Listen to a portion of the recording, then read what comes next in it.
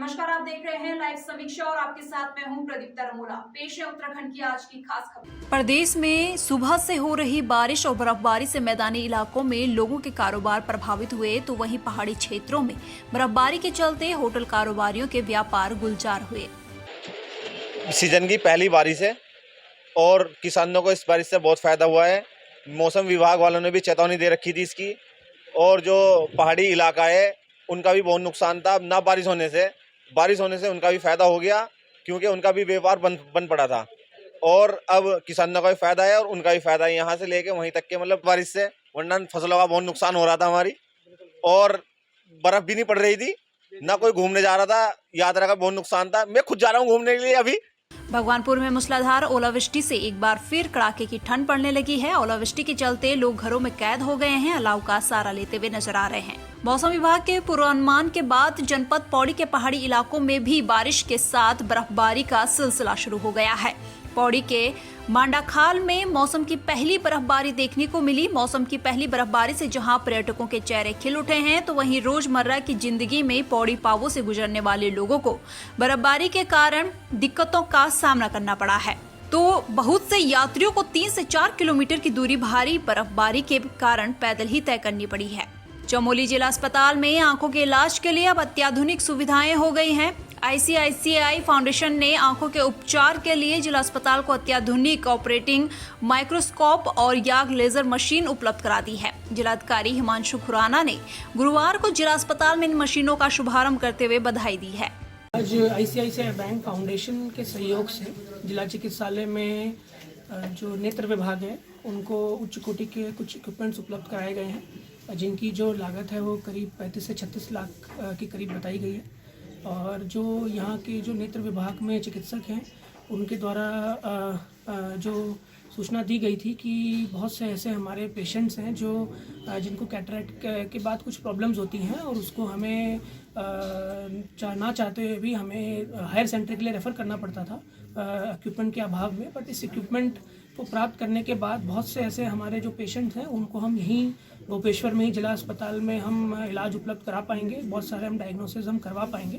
तो इसके लिए मैं ICICI बैंक फाउंडेशन का धन्यवाद देना चाहता हूँ। साथ ही साथ जिला चिकित्सालय को मैं बधाई देना चाहता हूँ और मैं शुभकामनाएं देना चाहता हूँ कि हम ऐसे ही जो स्वास्थ्य सुविधाएं हैं वो हम सीमांत जनपद में दूर से दूर जो लोग रहते हैं, सीमांत क्षेत्रों में रहते हैं, उनको हम उपलब्ध करा पाएँ। पौड़ी जिले की दिवंगत अंकिता भंडारी के पैतृक गांव बरसुड़ी डोब श्रीकोट जाकर टिहरी गढ़वाल के प्रतापनगर विधायक विक्रम सिंह नेगी ने उनके परिजनों से मुलाकात की है। विधायक विक्रम सिंह नेगी ने कहा कि प्रदेश सरकार अंकिता भंडारी हत्याकांड की मजबूत पैरवी करे। उन्होंने इस दौरान कहा कि अंकिता भंडारी केस में मदद करने वालों पर फर्जी मुकदमे दर्ज कर उत्पीड़न किया जा रहा है और केस को कमजोर करने की कोशिश की जा रही है। जैसे हमें पता चला कि अंकिता की माता जी का स्वास्थ्य खराब है, तो हम लोग आज एक साधारण रूप में हम लोग एक ये पता लगाने आए थे कि उनका स्वास्थ्य का, उनका हालचाल पूछने के लिए। जहाँ तक सवाल है पहाड़ में जघन्य अपराध का, अंकिता बहन के साथ जो हुआ है, मैं ये चाहता हूँ कि भगवान किसी के साथ ऐसा न करे जैसा उनके साथ हुआ। और निश्चित रूप से आपने देखा होगा कि हालिया रिपोर्ट जो NCB नेशनल क्राइम ब्रांच की जो रिपोर्ट थी उसमें जो है आपने देखा होगा कि 907 मामले इस देवभूमि में बलात्कार के हो चुके हैं और 778 मामले आपने देखे हैं अपहरण के हुए हैं। तो आप ये बताइए देवभूमि हम किस तरह से अपने आप को सुरक्षित महसूस कर सकते हैं? देखिए,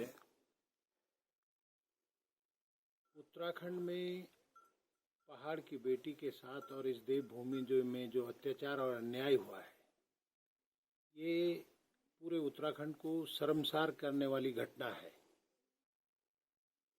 सीधे तौर पर बीजेपी के नेता का बेटा इसमें सम्मिलित है और अंकिता की मां ने VIP का नाम भी उजागर किया है। तो ऐसे में सरकार भारतीय जनता पार्टी की है और न्याय को प्रभावित करने का लगातार प्रयास किया जा रहा है। अगर प्रदेश की सरकार ईमानदार है तो जो भी लोग इस केस की पैरवी कर रहे हैं, जो मदद कर रहे हैं, परिवार जो लोग कर रहे हैं, उनके साथ लगातार कुछ ना कुछ ऐसी घटनाएं हो रही है। एक की पत्नी का ट्रांसफर कर दिया, एक के बहन का ट्रांसफर कर दिया और एक पर फर्जी केस लगा दिया। लेकिन उत्तराखंड की जनता सब देख रही है, सब सुन रही है। ये सबको बर्दाश्त नहीं किया जाएगा। अगर सरकार ने इस तरह का रवैया रखा तो इस सरकार की भी ईंट से ईंट बजाकर उत्तराखंड की जनता रख देगी।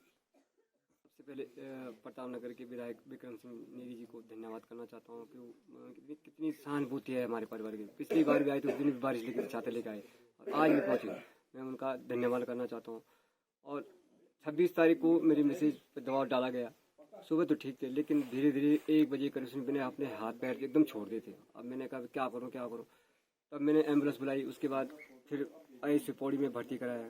फिर ठीक दूसरे दिन मेरी तबीयत खराब हो गई, पेट चलना शुरू हो गया, उल्टी होनी शुरू हो गई। तो इस तरह से और अभी तक मतलब हम ठीक की स्थिति में नहीं है।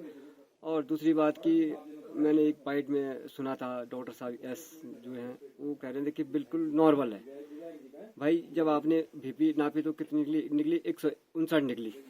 VIP के बारे में उनको एक जगह निकली, जबकि उसको अमल वही होता है क्योंकि उसको टेंशन हो जाती है, दबाव में आ जाती है, टेंशन होती है तो उसकी BP बढ़ जाती है, उसके हाथ पैर काम करना बिल्कुल बंद हो जाते हैं। इसलिए और मैंने सरकार को पहले ही भी कहा है कि सरकार ने जब SIT गठित की थी तो भाई VIP का नाम क्यों नहीं बताया। VIP आपने जब विधानसभा सत्र शुरू हुआ था तो प्रेम चंद्र अग्रवाल ने कहा कि VIP नहीं, वो VIP रोम था। तो VIP के बारे में तो मुझे शुरू में पता था, पर लेकिन मैं नहीं बताना चाहता था। मैंने कहा SIT बताएगी, लेकिन जब सर से पानी होता है तो उसके बाद मुझे खुद बोलना पड़ा कि VIP है।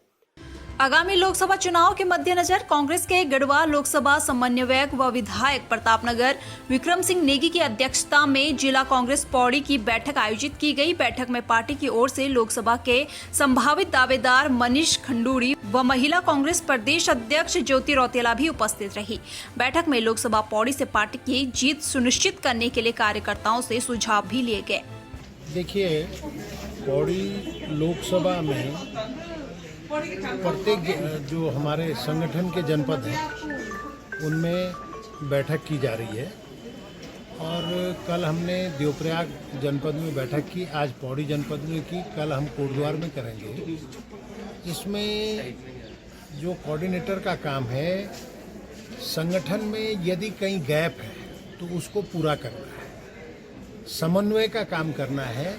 और जो विशेष जोर है वो ये है कि हमारे जो बूथ के अध्यक्ष हैं और जो बूथ के एजेंट हैं, अगर कहीं नहीं बने तो उनको बनाने का काम करना है।